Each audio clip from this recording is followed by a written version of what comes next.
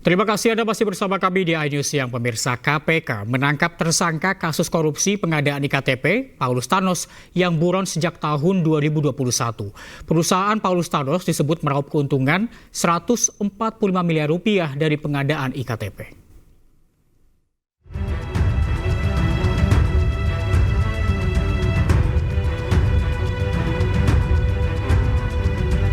Komisi Pemberantasan Korupsi menangkap tersangka kasus korupsi pengadaan IKTP yang masuk dalam daftar pencarian orang sejak 2021, Paulus Thanos. Paulus Thanos ditangkap di Singapura dan sudah ditahan lewat perjanjian ekstradisi.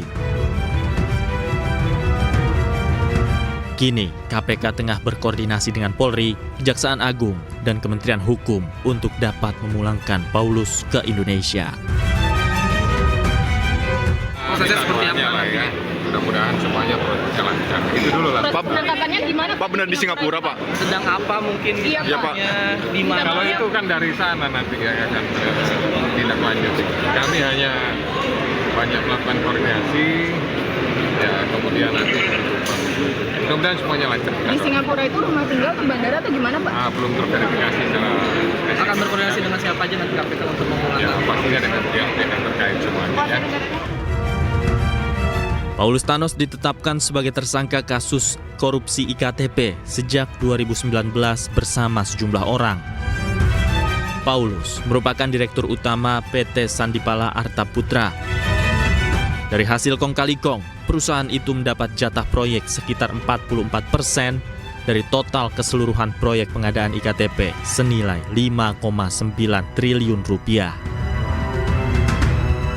Atas praktek kotor ini, perusahaan Paulus meraup keuntungan haram 145 miliar rupiah. Tim Liputan iNews melaporkan. Menteri Hukum Supratman Andi Aktas memastikan bahwa tersangka korupsi IKTP, Paulus Thanos, tetap berstatus warga negara Indonesia meski mengaku memiliki paspor negara lain. Menteri Hukum menyebut kepemilikan paspor negara lain Paulus Thanos tidak serta-merta mencabut status kewarganegaraan seseorang. Bahwa yang bersangkutan memang menurut laporan yang kami terima, bahwa yang bersangkutan juga saat ini memiliki paspor negara sahabat. Namun demikian, bahwa berdasarkan peraturan Menteri Hukum dan HAM, bahwa untuk melepaskan kewarganegaraan Indonesia itu tidak berlaku otomatis. Karena itu, saya ingin sampaikan bahwa ada 2 kali yang bersangkutan ingin mengajukan permohonan melepaskan kewarganegaraan. Tetapi sampai hari ini yang bersangkutan belum melengkapi dokumen yang dibutuhkan. Karena itu status kewarganegaraan atas nama Paulus Thanos atau Jin Tianpo, ya.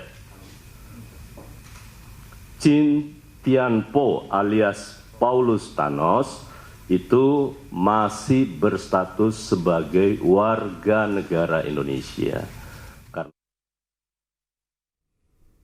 Paulus Thanos alias Tian Po Chin sudah menjadi buronan KPK sejak lama. Selama buron, Paulus Thanos selalu berpindah-pindah tempat dan berikut profil lengkap Paulus Thanos.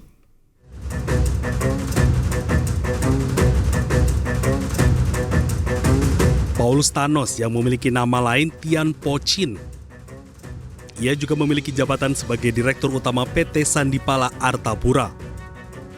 Selain itu, kasus yang menjerat dirinya yaitu kasus korupsi Kartu Tanda Penduduk Elektronik atau IKTP.